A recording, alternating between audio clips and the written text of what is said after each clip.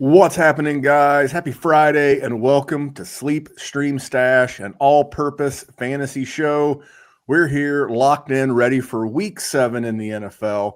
And with me, as always, are my co-hosts. First, the Seattle Mariners fan on deck. You know him as Evan Ringler at Evan Ringler FF on Twitter. Evan, what's going on, buddy? What's up? Happy to be here. We got, game 5 tonight.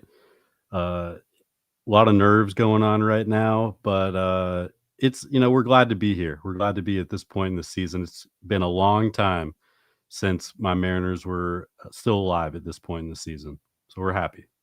You have to love this time of the year. The NBA's just getting cooking. Hockey's just getting cooking.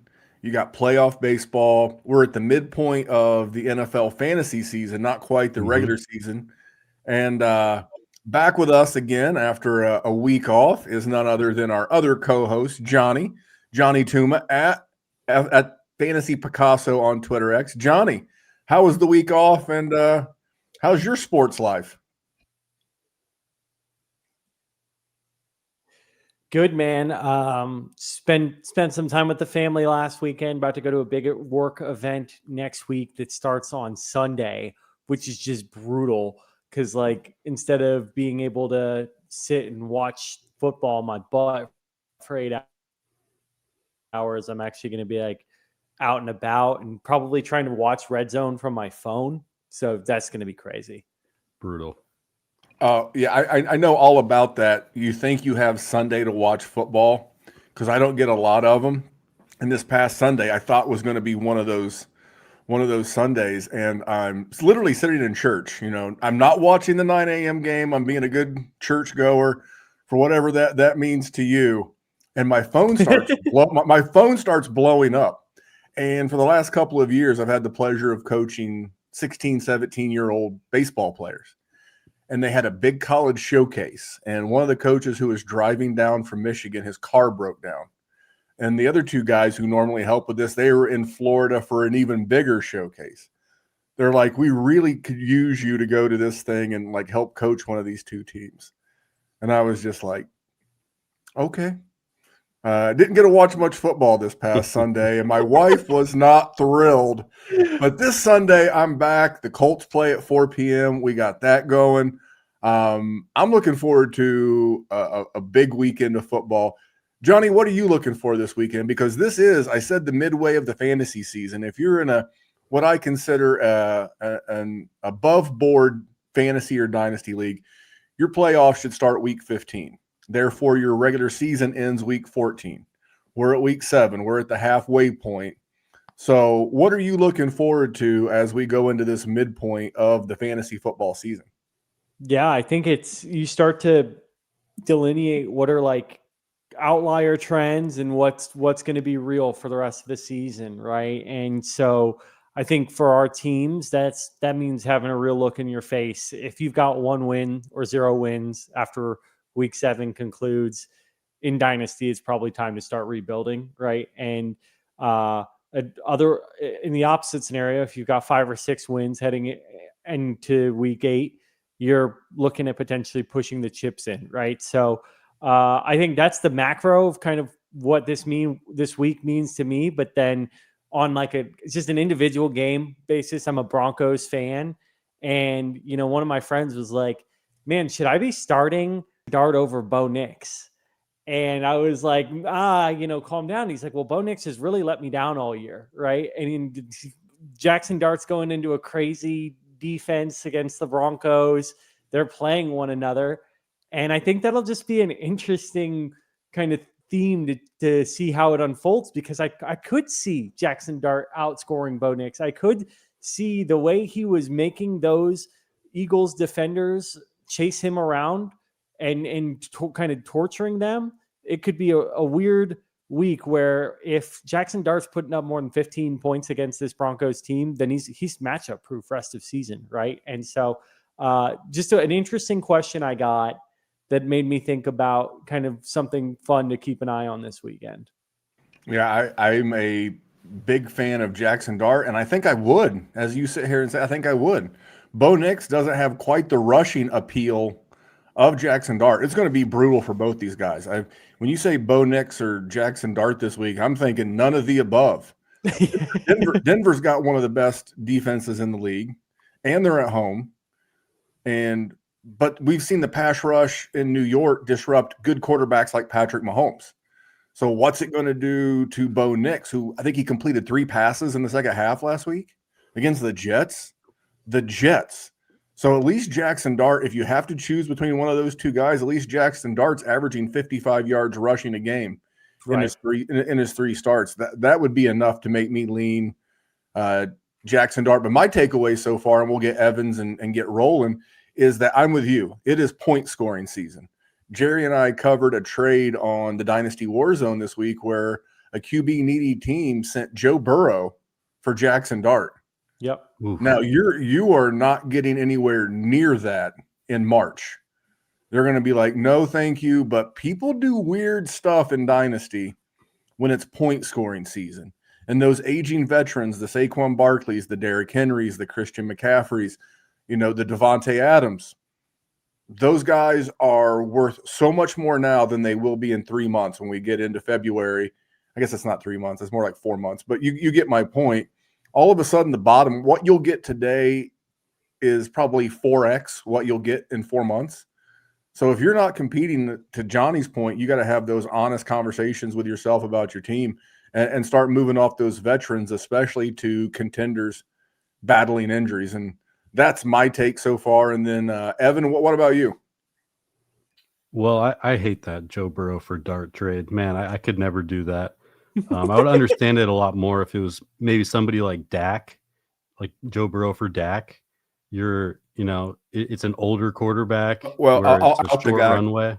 I'll out the guy because he's famous for bad dynasty trades. It's that David J. Galtieri.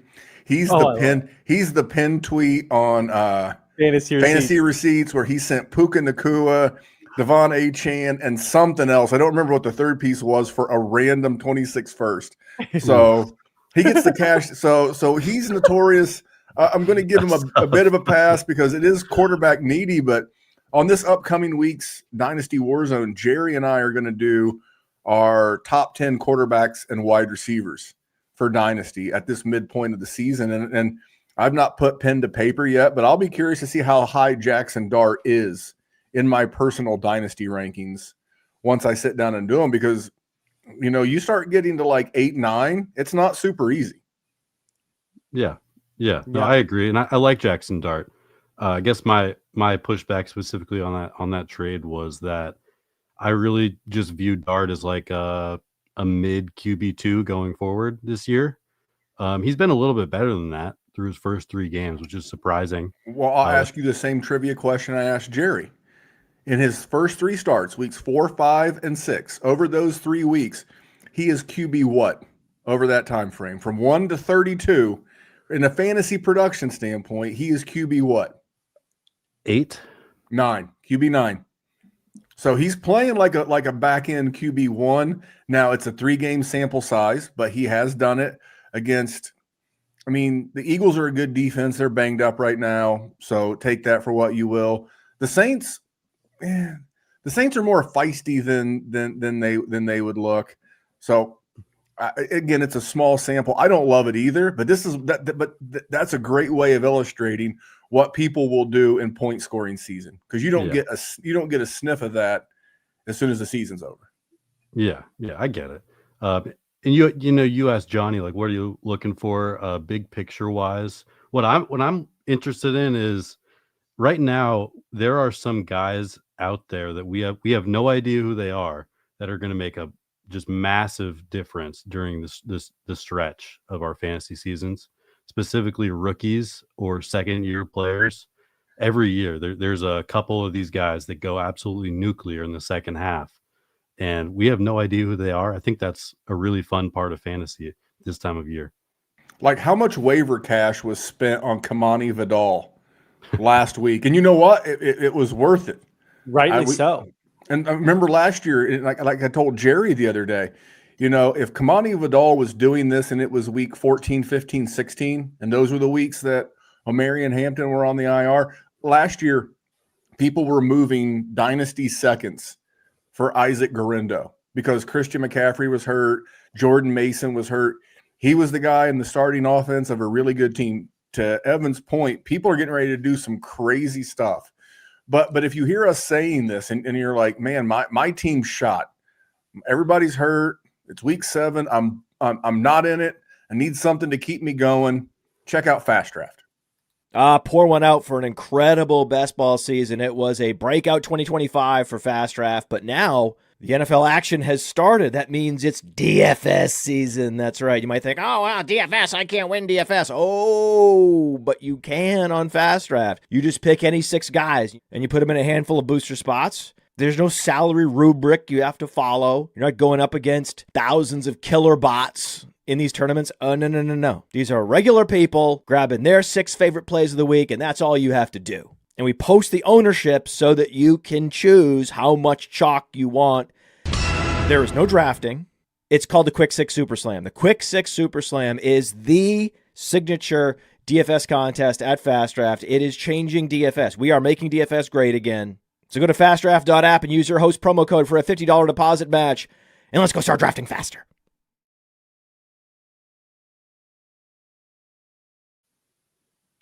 We can start drafting faster. And for those of you watching live on YouTube, get your questions in. Start, sit, anything, Dynasty questions. We'll be here to help in about 20, 25 minutes. But we're going to get into sleepers. And Evan, you've got the first one. And you got a guy that I was actually buying. I was actually kind of hoping that he would have had a Jake Ferguson type year. It's not really been the case, but give us your sleeper. Yeah, this is a guy who I don't think is very good. None of the metrics are very good.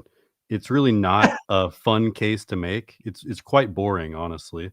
But that case is Cade Otton. He's playing against the Lions this week, and it's one of the highest game totals this week at 52.5. So we should expect a lot of points and a lot of touchdowns in that game. All 3 of the Buccaneers receivers are questionable at best. And I think that the most likely outcome is all 3 of them, Evans, Godwin, and Igbuka, are out for this week. So if that is the case, there's a lot of receptions, yards, and touchdowns up for grabs. And the guy that's always on the field for the Bucs is Cade Otton. Otton is 5th among tight ends in route participation and 2nd in slot snaps, which we want for tight ends. So there will be opportunity for him to rack up some targets and yards. Over the last 2 weeks, Cade Otton is averaging a 20% target share and 11 points per game with no touchdowns, by the way. So that's quite impressive for a tight end. I don't think Otton's good at all, but it's a good situation where he's kind of the only man left standing. I'm going to throw this one to Jonny, but you were kind of like the anti-Chris Collinsworth. You're like, here's a guy that I don't like. Here's not a guy that's pretty boring, and I'm not a fan of, but you should consider him a sleeper this week. I just do me a favor. Don't read my eulogy when I pass away. Jonny, what are your thoughts on Cade Otton? No, I mean, dude, I absolutely love this pick. I think he's kind of falls more in like the streamer sleeper kind of mix, right? Like just a perfect guy to stream on a 1-week basis. If you're missing a Dalton Kincaid this week, Mark Andrews, which you're probably wanting to look at other options anyways, but back-to-back games over 10 fantasy points. There's that stretch of like 3 games last year where he had at least 17 fantasy points in each game. And I think that was no Godwin, no Evans, and he was just really the only guy left. And so we've seen it in the past where he's kind of been Baker's comfort food when there's, those regular guys aren't out there. I think it's just such a brilliant call because we all agree Baker Mayfield's playing at an amazing level. This is going to be a high over under. Somebody's going to have to catch passes. If it's not Cade Otton, I will if he doesn't at least get 10 points, I'll be pretty dumbfounded, to be honest with you. So my question back for you, Evan, is I'm in a redraft league, 14 team, faded tight end. Again, I got Kyle Pitts. Right? I'm starting Cade Otton over Kyle Pitts this week pretty comfortably. Ooh, Yeah, I don't know. I do kind of like Kyle Pitts You this gotta, week. you gotta Actually. stand by your takes, bro. You're calling this guy a sleeper. Like, let's. Well, yeah, fucking- I have him a Hey. sleeper as tight end 14 in my rankings. He's like, I have him a I sleeper, have but I'm Kyle not Pitts as asleep. tight end 8. I'm sorry. Well, I'm going to push this one. Kyle Pitts is going against the 49ers with no Fred Warner. So Well, I like his chances there. Well, again, Evan, you're a wonderful co-host because you make this fun because like this is your guy. We're trying to convince you of your guy. Last I checked, Brian Branch won't be playing this week. He's True. suspended. He's suspended. Last year, Mike Evans missed games 8 through 10. Okay. Chris Godwin missed games 8 through 10. Cade Otton in those games. I did a little quick stat poll while you guys were talking. In those 3 games, he had 29 targets. He caught 22 of them for 193 yards and 3 touchdowns. What'd you say the over-under was?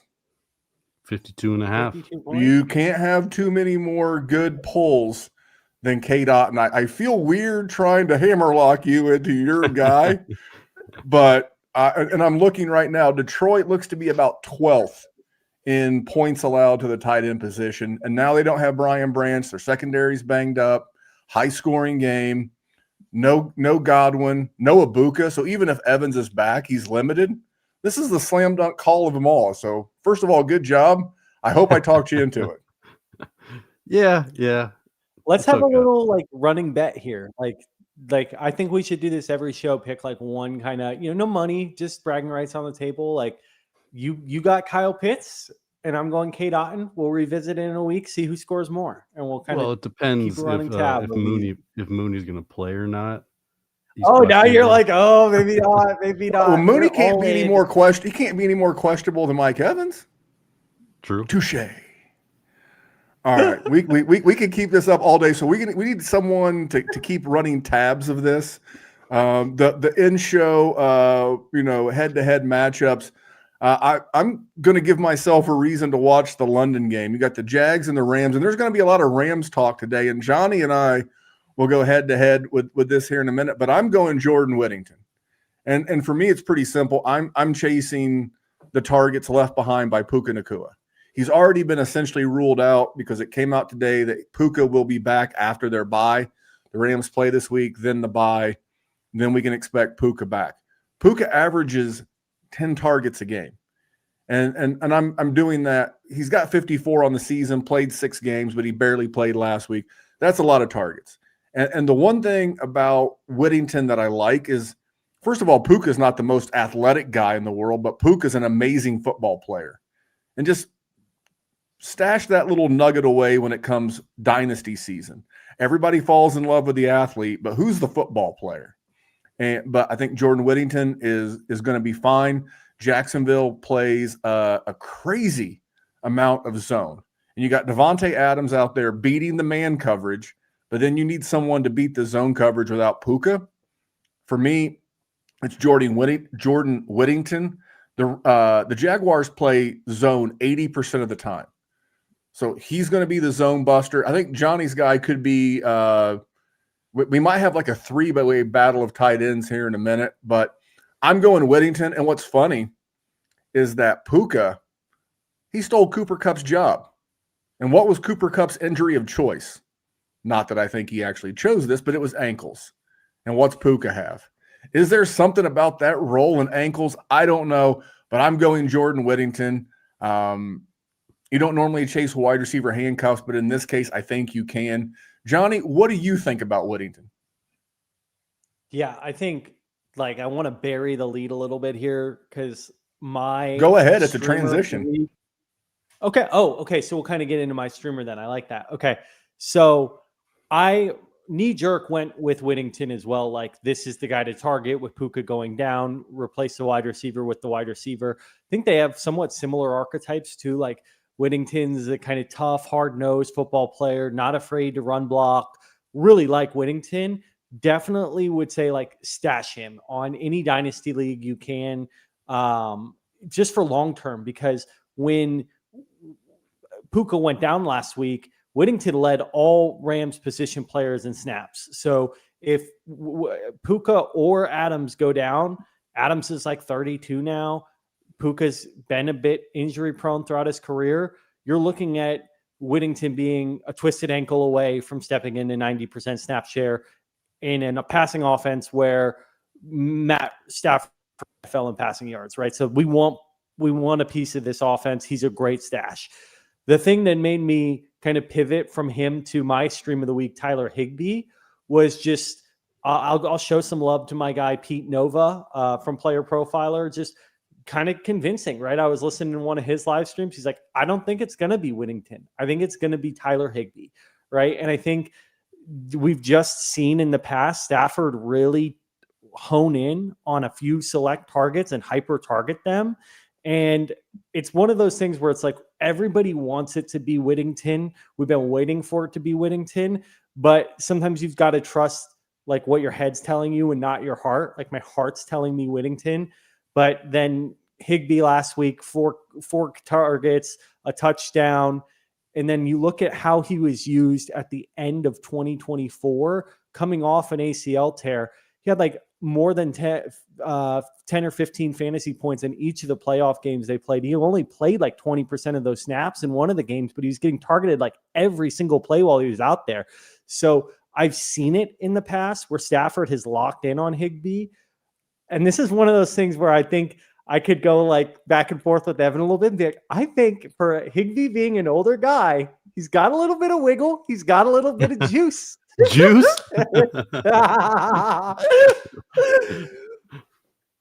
So, Evan, we're going to let you break the tie because you have a different guy from a different game. But and the reason why I went Whittington, because I like Tyler Higbee a bunch, and my stash is going to be a Ram as well.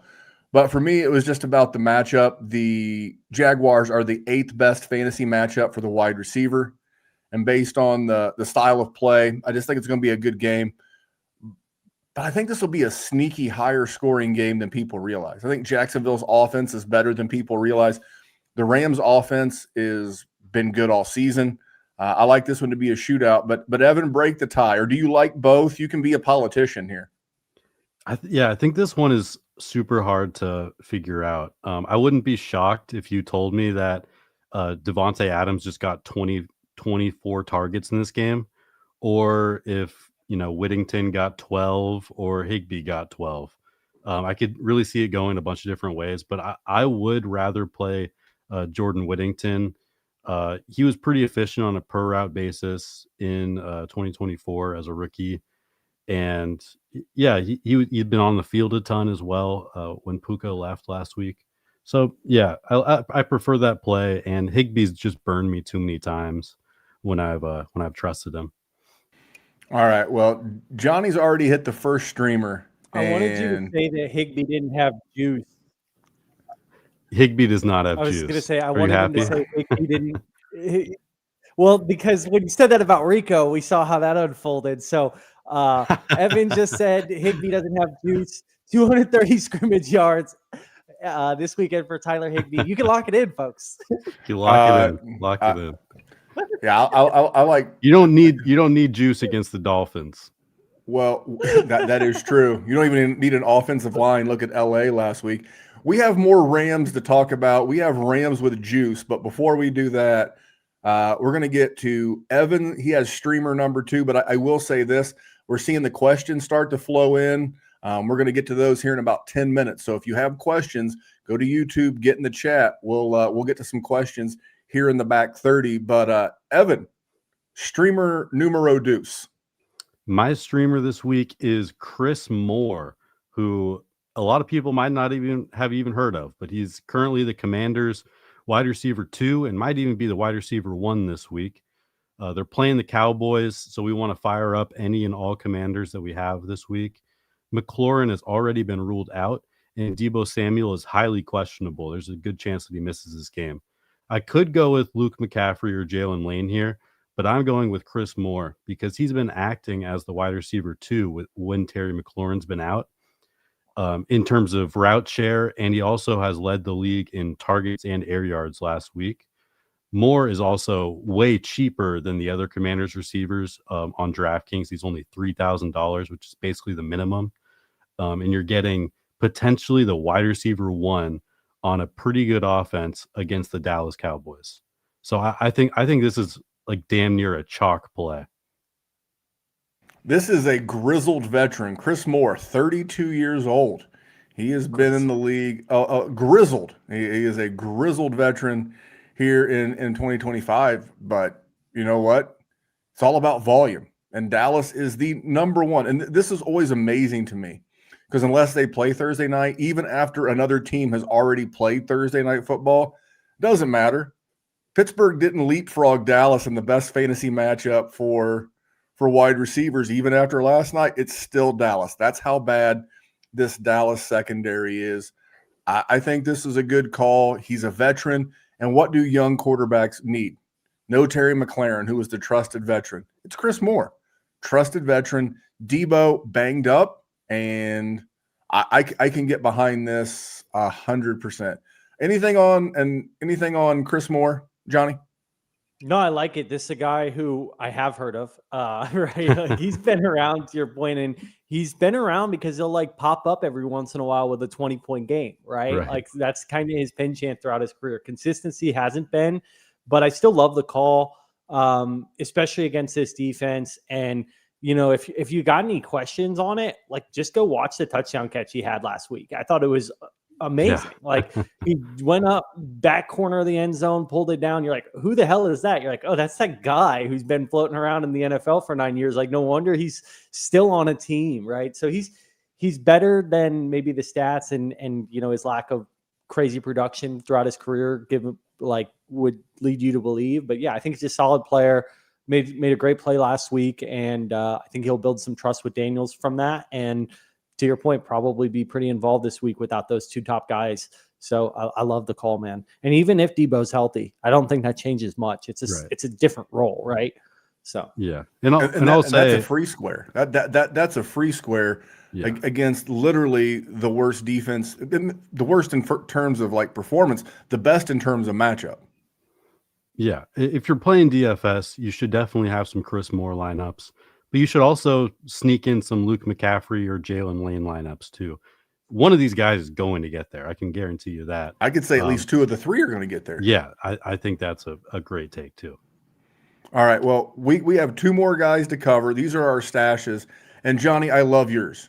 And shout out to Garrett, our producer. He did the thumbnail. If you want to see what the thumbnail looks like, go to YouTube, Player Profiler. You'll see it. But Johnny, you called for this guy to be on the thumbnail. You're calling him the Sun God 2.0. Who's your guy?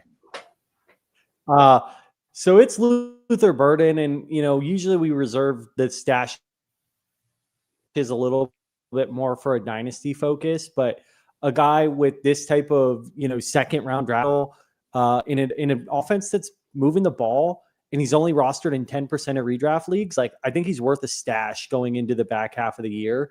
Again, I bring up the Amon-Ra just because Ben Johnson was part of that offense. He was their passing game coordinator in Amon-Ra St. Brown's rookie year. Slow start, right? But came on hot as the season went on. DJ Moore, he was limited in practice, but if he misses, then this could be that breakout game for Luther Burden this weekend. And if not, I think DJ Moore is probably pretty unhappy with his role in that offense and is a really good candidate to get moved before the trade deadline. So Burden is a guy who, you know, I think the only thing that's kept him off the field is his head. His talent is there. He's just struggled to pick up the playbook, and that's a huge red flag. That's a huge red flag. No doubt about that. That's probably a bigger red flag than the physical, but he does have the physical boxes checked. He's a super talented player when the ball's in his hands. He's good at creating separation. I had a first round film grade on this guy. I think he's a first round talent still from the limited usage we've seen. He just needs to get more involved in the offense. And I have to imagine, you know, Olamide Zaccheaus made a few frustrating plays last weekend. I got to imagine they're starting to look at how they can get Luther Burden more involved. So I think he's a great stash in redraft and a guy who you can probably buy low in dynasty as well. Yeah, and I'm looking at DJ Moore's contract, and I think it's more likely that DJ Moore gets moved in the offseason because if Chicago wins this week, they'll be 4-3. They won't want. They'll be. I don't think they'll be buyers, but I don't think they'll be sellers either.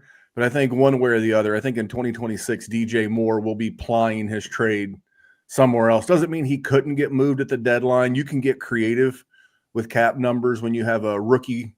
We have a quarterback on a rookie contract. Anything on Luther Burden? Luther Burden, if you listen to the Dynasty Warzone at all, you know I'm a fan. At some point, the Bears have invested 2 top 50 NFL picks in Luther Burden and Colston Loveland. At some point, it's time to start reaping an ROI or return on those investments, and it could be sooner rather than later. But Evan, anything on Burden? Absolutely love this. I've been bringing up Burden as a stash, and basically every time I have the opportunity to, like we were talking about earlier in the show, there's some rookies out there right now that are going to crush the second half of the season. We don't know who they are yet. There's a chance that Luther Burden is one of those guys. So I absolutely love that. And I also saw something interesting on Twitter this week. It was comparing Luther Burden, who one of the biggest flaws in his prospect profile is that he only had one really big season. Like another guy who only had one really big season, Jackson Smith and Jigba. Thought that was pretty interesting. Interesting. All right, I have a guy who's interesting. I think if you play in a lot of tight end premium leagues, I play in tight end premium leagues, and we're always looking to get that Colston Loveland type, but he's expensive, right? He probably was a first-round pick in those formats last year. I'm looking for a guy who's just as athletic. He was the number 2 most athletic tight end in the class of 2025. He was drafted with the 15th pick the 14th pick of the second round, the LA Rams. Terrance Ferguson, no relation to Jake, at least as far as I can tell. Dude is a really good athlete. I mean, he's in the 86th percentile or better in 40-yard speed score, burst score, catch radius. He was drafted highly for a reason. And I'm always looking for that Trey McBride career arc. You know, Trey McBride as a rookie, he had 29 catches for on 39 targets for like 250 yards and 1 touchdown. And you wouldn't have thought that a guy who had that rookie season would, like last year, he had 111 catches. So I'm hoping, they have I like Tyler Higbee, but he's an older player. Like Devontae Adams, he's an older player. I just see this kid as a potential future. He was their first draft pick. Out of all the draft picks, because they traded their first, out of all the draft picks they had, Sean McVay and Les Snead said, hey, this is the guy. He's going to be the first guy off the board. They're treating him kind of like the Bears are treating Colston Loveland. And if you're willing to stash a Colston Loveland, you can stash what I consider to be it's proved he's the more athletic of the two. He is with a better head coach. Well, at least as of now, a better head coach. And I'm a little worried about the quarterback situation long term, but I just think Terrance Ferguson is a mega stash. What do you think, Evan? I love it. I think that I just want pieces attached to Sean McVay. His draft classes have just absolutely crushed pretty much every year. They're awesome at drafting, and I want pieces of that. Clearly, they loved this guy. They took him in the second round, which is not something that anybody expected them to do. So, yeah, super athletic, tied to Sean McVay. Not really anything more you need to know. Just throw him on the end of that bench. Jonny, anything on Sean McVay? No, I think it's just buy low, sell high, right? If you've had a couple guys spike that, you can potentially move and buy Ferguson. He's been super uninvolved. That's the one big concern I have is he's kind of been their tight end 3, not even their tight end 2, right? Like Davis Allen has been getting kind of their tight end 4. And so like at a certain point, you watch that video of McVay drafting Puka and how he's explaining how he's got a plan for him and a vision. And then you can literally find a video of him doing the same thing for Ferguson and it gets you excited. But then you can find the same thing of him doing it for Jarquez Hunter. And you start getting a little concerned of like, all right, we might want to pump the brakes on like whenever McVay gets super excited about a guy, it might not mean he's going to use him like Puka right away. Right. But again, in general, buy low, sell high, get these guys with awesome traits, awesome upside, awesome draft capital. And this is a guy who's probably starting to frustrate some of the managers that did draft him and expect an immediate return. I know a lot of people thought this was this was a weak tight end room. He's going to step in and be the tight end one right away and be a focal point of this offense. Like, some people drafted him with those expectations, and it's now, if you're a savvy dynasty manager, it's your job to pry him out of their hands at a discount. Yeah, this is fantastic timing for Memphis. This is perfect timing to buy. And just be careful. For every guy who turns into Trey McBride, there's a guy who remains Ben Sinnott. Right. So don't. I like Ben Sinnott. I'm going to hope for the year 3 breakout. Old man River that is Zach Ertz continues to be undeniable. What's funny is that, like, Zach Ertz, Rob Gronkowski, and Travis Kelce are all within like a year or 2 of each other.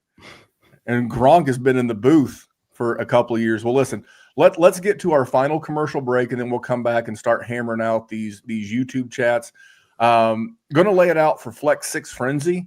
There was an email today from Fast Draft, so you may want to check this out. There's another big overlay, and I'll let Evan explain that right after this.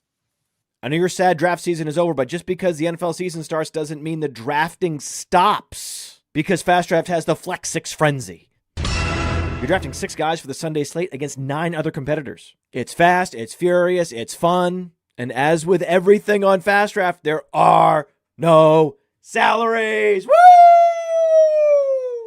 So go to draftfaster.com, get the app, use your host promo code for a $50 deposit match. Now let's go start drafting faster.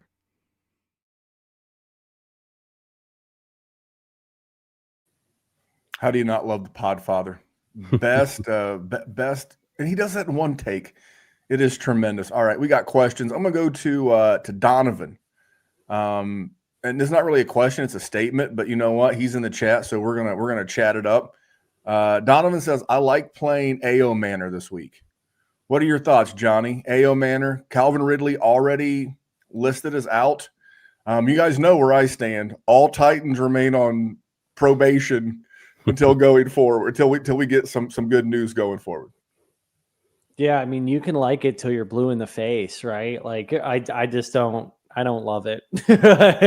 What's funny is Van Jefferson might be the Titans wide receiver you need, but you don't want, but you might need it. So where is Nick Westbrook-Akine when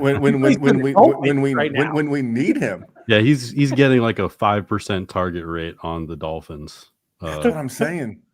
But yeah, also I don't know. A.O. Manor is a guy who projects well this week because they have nobody else to throw to. But at the same time, he's gonna be lined up with Christian Gonzalez a lot. So I don't want any part of Tennessee because, with the way Mike Vrabel was jettisoned out of Nashville, he's going to show up looking to bring his finest whooping stick. And he is going to do everything in his power to absolutely crush and decimate this team. Yeah, this is the Mike Vrabel revenge game. Definitely. And I will say, shout out to Donovan. Let's go Buffs. Let's go, baby. What does that mean? Is that like Colorado? Because that was blue. Okay. That's what threw me off. I thought maybe it was like I live in Indiana and IU has all these satellite campuses, so I thought maybe he went to a satellite campus that had like a blue buffalo. I don't know. Caden had a question. He actually has 2 questions. We'll get to both. Half point PPR start 3: Debo, Cortland Sutton, BTJ. MHJ, so BTJ for the layperson is Brian Thomas Jr., MHJ, Marvin Harrison Jr., and then Breece Hall. So I will go to Johnny. Pick 3 of those guys to start.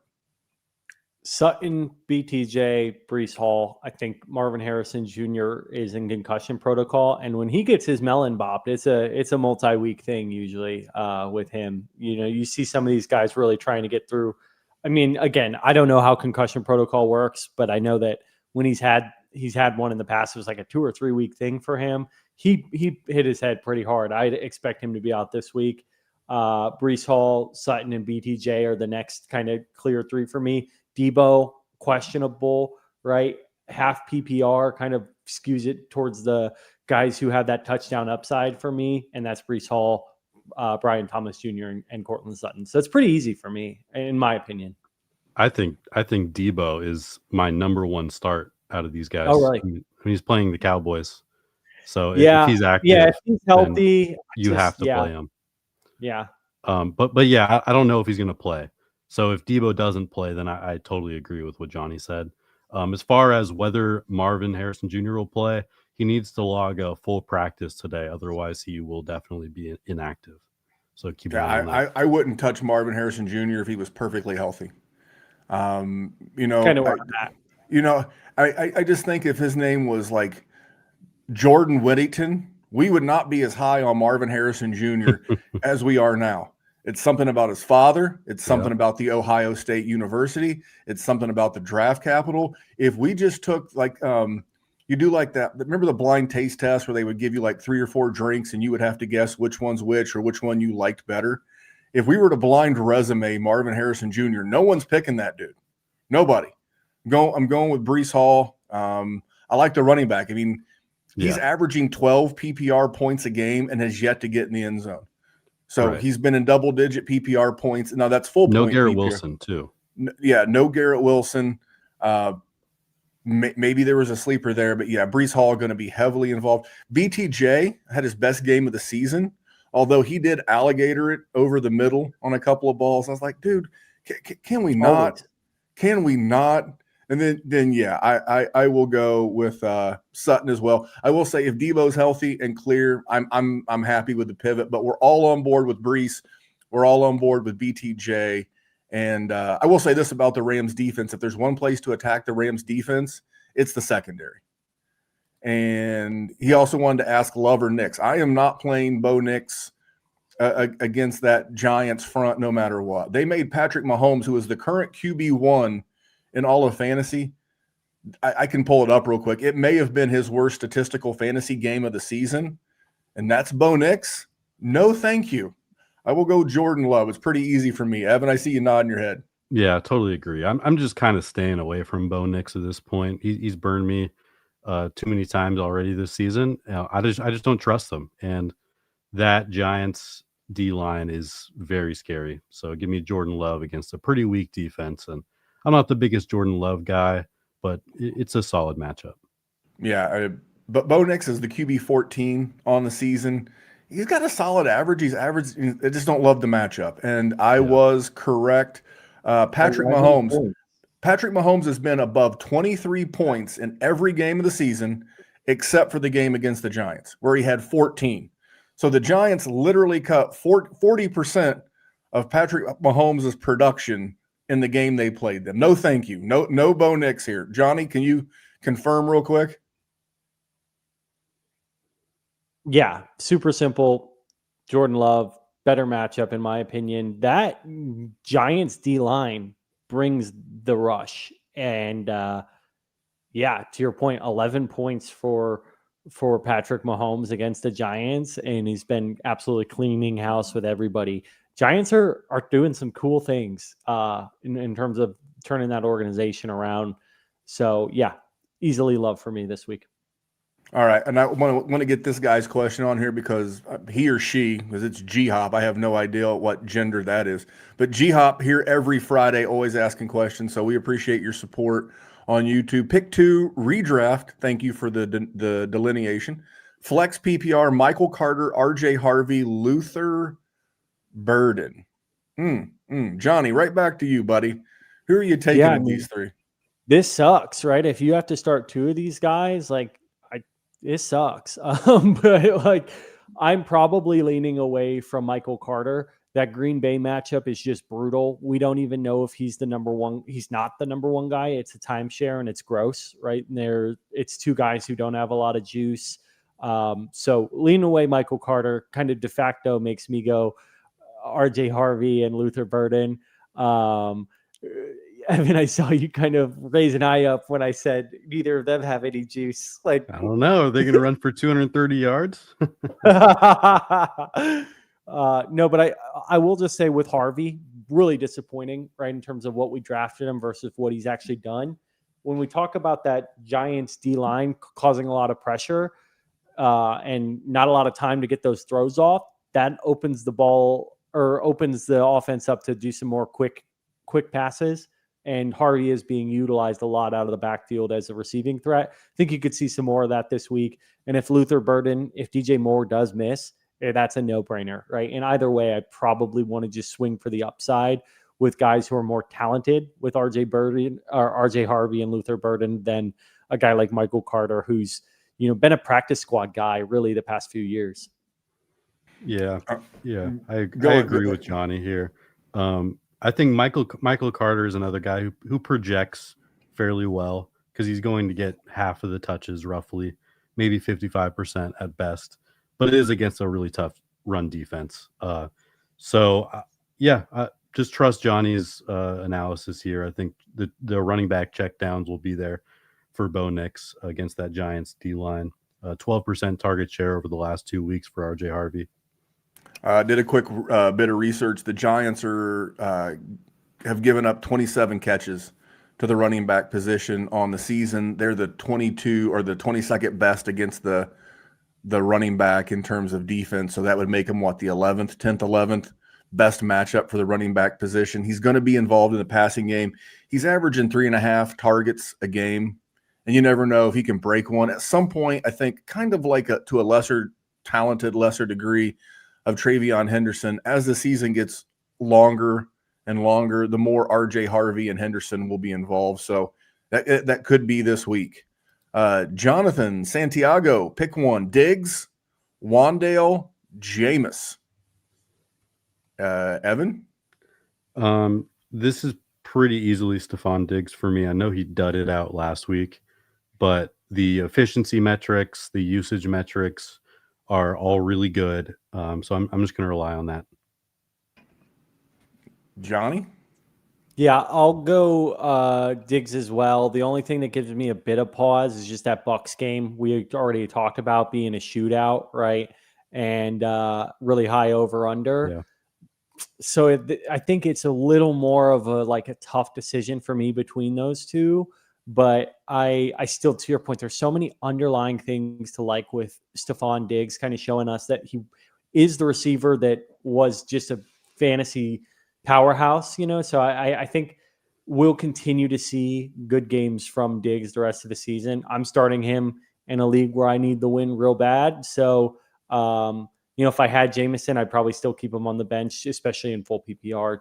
I think that's probably the deciding factor for me is just, Diggs is more likely to get 6 or 7 plus receptions than Jameson Williams is.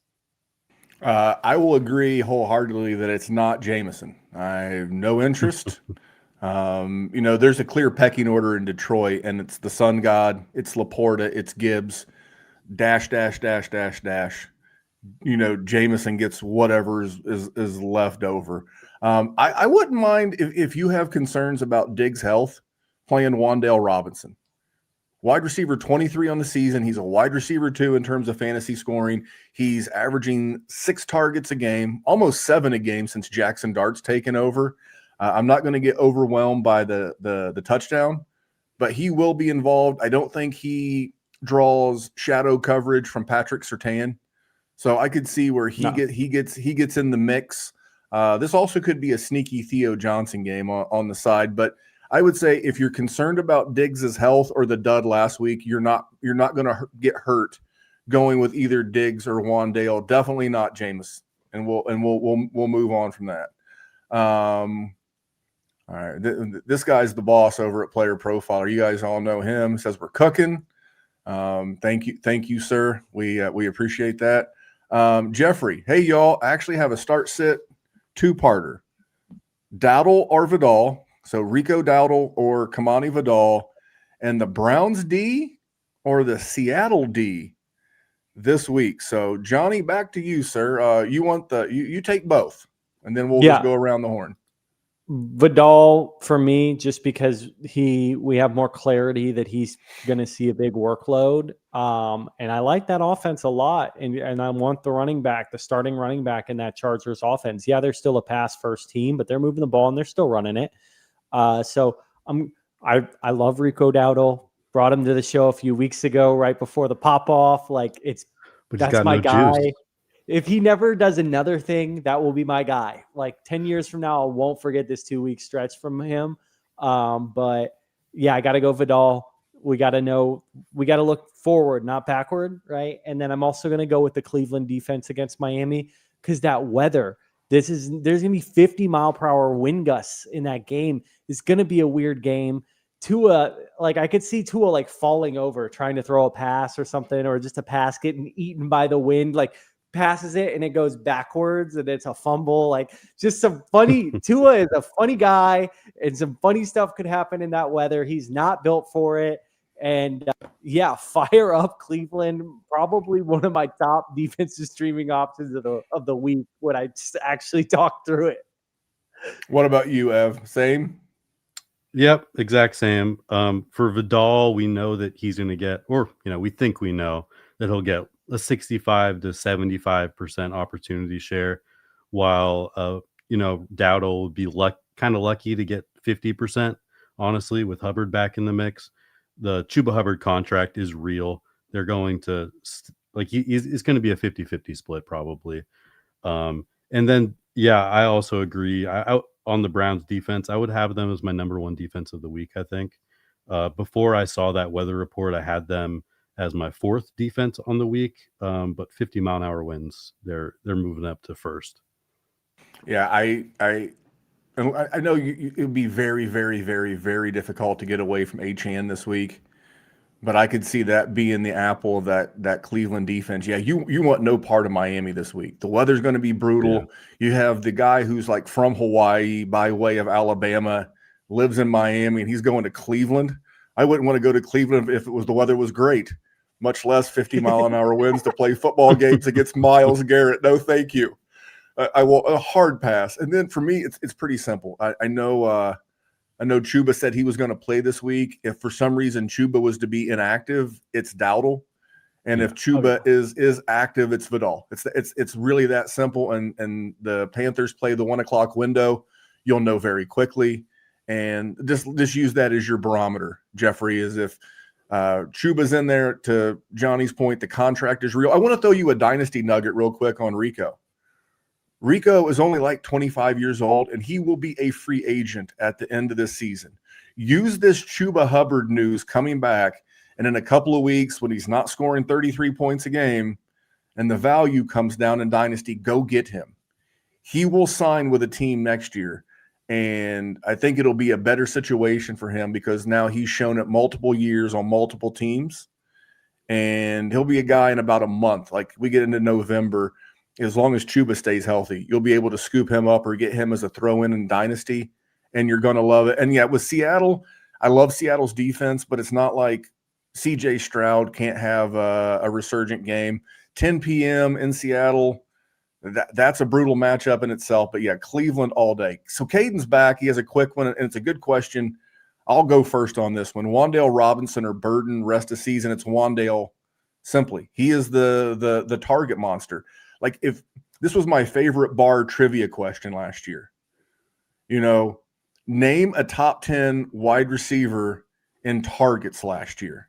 All the usuals come up. Justin Jefferson, Jamar Chase, Wan'Dale Robinson. He had like 126 targets last year. I like Luther Burden. We all like Luther Burden as a stash, but Rome Odunze's still there. DJ Moore will still be involved. Cole Kmet, DeAndre Swift in the passing game. Colston, we could go on. Alameda Zacchaeus, just too many guys. And we know Malik Neighbors is not coming back this year. So Wan'Dale Robinson, sneaky guy to get, 8 to 10 targets a game. And they're going to be behind a lot. I know they've won a couple of, the last 3, but that's going to be a passing team. For me, it's easily Wan'Dale, Evan. Yeah, totally agree. With Burden, we're kind of hoping that he could get to like a 15% target share. Wan'Dale's already at like 25%. So just trust that. Johnny, same? Because I got a good question next for you. You're all like this one. Yeah. Same, so this is from Pete Nova. Hit us with a super chat. Pete, thank you for the super chat. That might be from the Broncos plus 3.5 lock I dropped on him against those Philadelphia Eagles. Pete wants to know, should Jackson Dart be afraid of his chain being snatched in Denver? Pete, I will answer quickly, not unless Aqib Talib suits up. What about you, Johnny? Hell yeah, man. Talona Hufanga he's got a little dog in him. I could see him getting a little chippy with Jackson Dart. So hell yeah, go Broncos this weekend.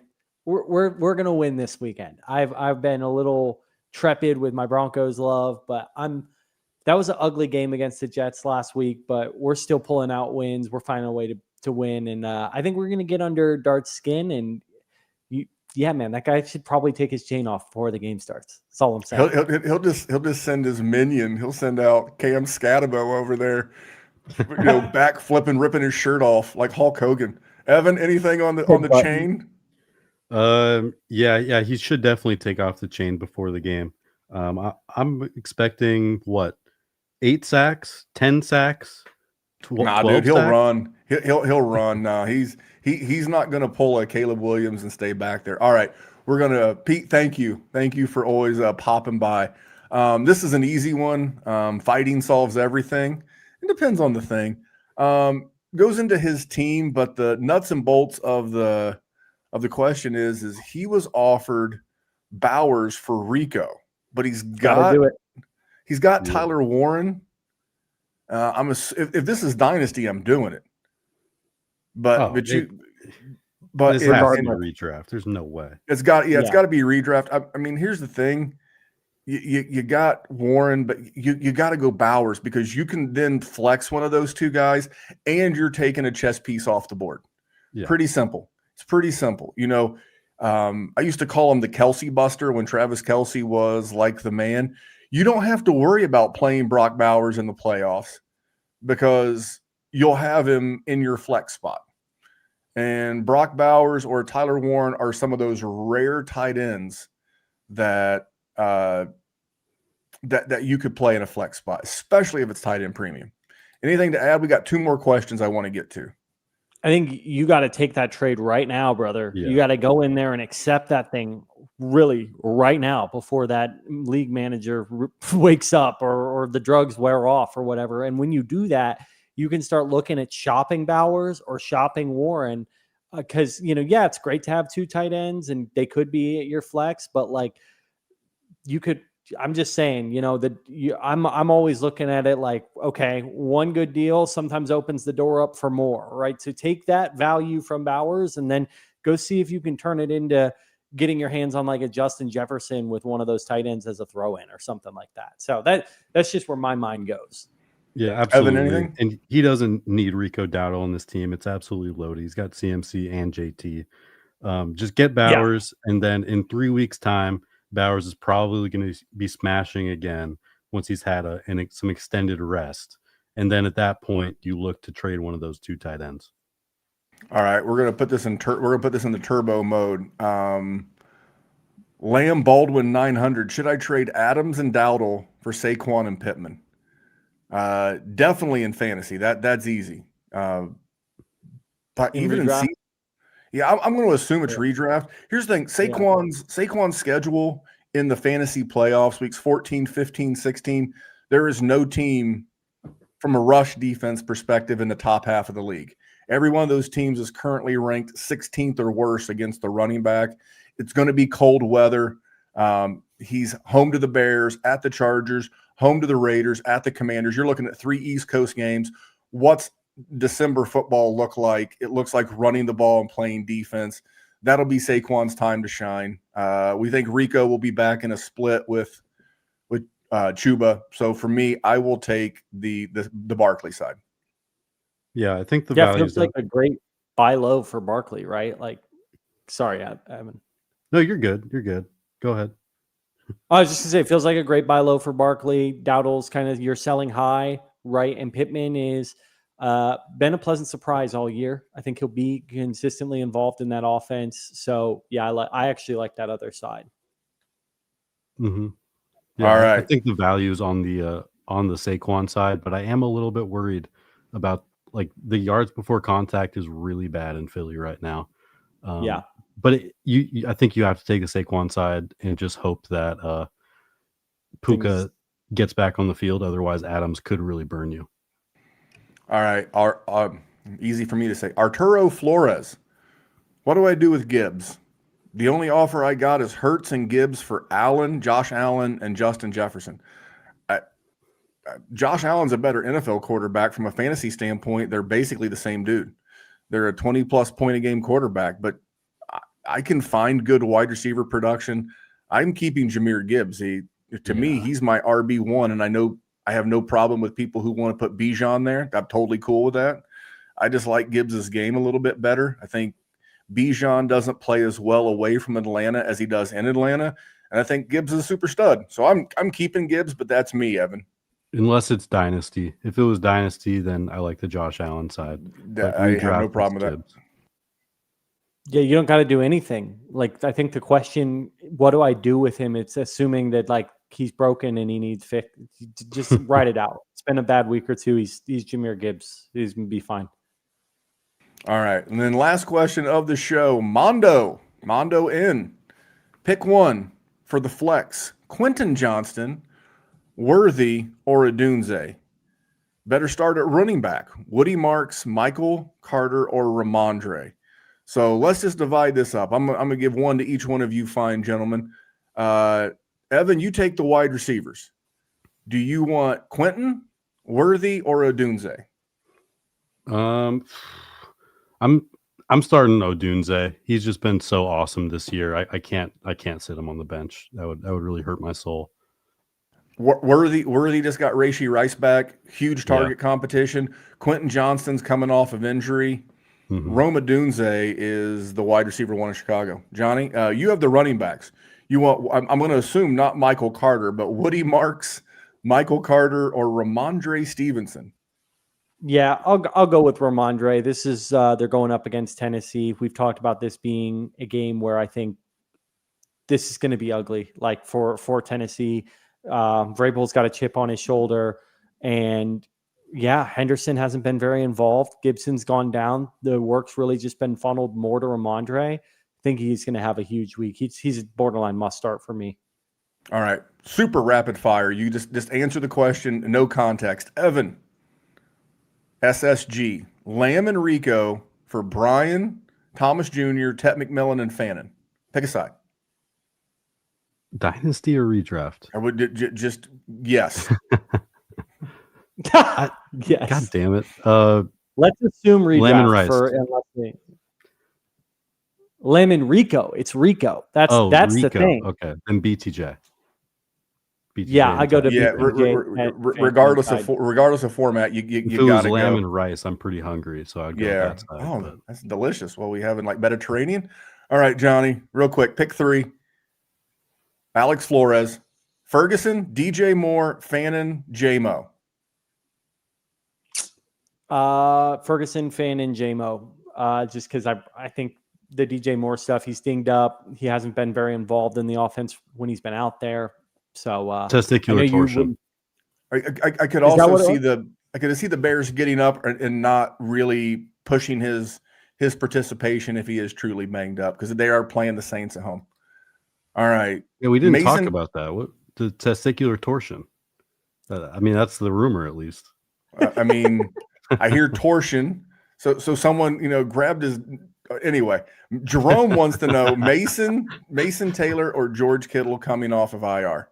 To me, it's George Kittle. Both teams are equally desperate for someone to catch the ball, but I'll lean to the guy with Mac Jones or Brock Purdy throwing him the ball as opposed to Justin Fields. And he's also not a rookie. Kittle, he's also one of the best tight ends of all time. That's another kind of thing to weigh in. Well, fine. If you just want to go off of his resume, fine. Last one. Last absolute one. Eric Costa-Lonis. I hope I got that right. Already starting CD and Rice and JT. Why don't you just brag about it? Pick one. BTJ, Sutton, Pittman, or Kamara? Bill? Okay, he needs one receiver, one running back. He wants us to help him set the old lineup. Start BTJ for sure. Start Bill for sure. He's got a great matchup versus the Cowboys. Yeah. And then the flex, I would go with Pittman. Pittman for sure. Yeah. I agree with everything you say. It's gotta be BTJ, Pittman as the wide receiver, and then Bill. This is for me long-term dynasty. This is the make or break game for Bill. He's had some fumbling issues. He's only had 3 games in double-digit PPR. 3 games under 10 points. This has got to be the game. This has got to be one of those big games like he had in week 5. And anything to add to that there, Johnny? I might go Kamara, dude. I know he's been super underwhelming, but if there's a spot for him to smash 21st against running backs, Chicago Bears defense this weekend, like this just feels like a Kamara game. And he, it's sad that we're not all, we would all think he would have been a smash start, right? Coming into week 1 of the season, if you would ask this question. So I'm willing to give him one more shot. I'll probably do PTJ, Kamara, and Krosky Merritt. All right, I lied. We're going to go a couple more.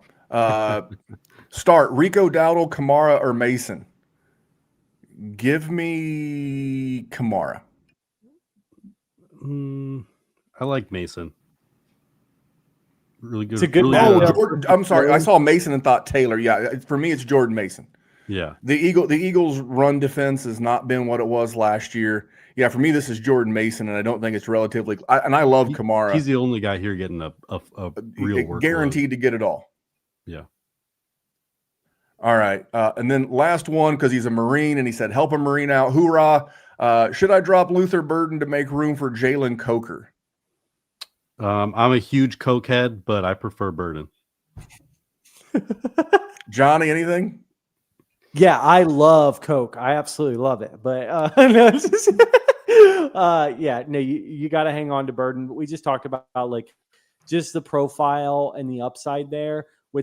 With where this is probably a bench stash for you. These guys aren't going in your lineup. Yeah. Those bench guys, we want to have the absolute highest amount of upside. Love Jalen Coker, great player, but he's more of like a floor kind of play for me, as opposed to a guy who, if he hits, could be getting you 18 to 20 plus PPR points a game, which again is not likely for Burden, but it's not out of the realm of possibility. We haven't seen his ceiling yet. We kind of have an idea of what Coker's ceiling will be in this offense. For me, if this is redraft, I'm fine with Coker just because of all the people in Chicago. But if this is Dynasty, it's Luther Burden by a million, trillion, bajillion miles. It's not even close. In a seasonal league, I'm a Coke head, and I like Jalen Coker. So I will I will go that. All right, we got to get out of here. I could do this all day. Thank you guys for getting the chat going late. Real quick, Jonathan said Pitts or Mason Taylor. It's Pitts. It's Pitts. It's not even doing that. Listen. It was a longer than normal show. I love doing this show. Cade Otton over both of them. Sorry, Cade Otton over both of them. Cade Otton to the. Well, hey, I'm gonna steal on the way out. I'm gonna steal the Podfathers tagline. We're gonna go Cade Otton to the moon. Hey, I want to thank you for being part of this broadcast. If you have any thoughts on it, leave a comment. If you enjoyed it, make sure you leave a like. And if you want to see more shows on the Player Profiler channel, subscribe to it. That's how we know you want more.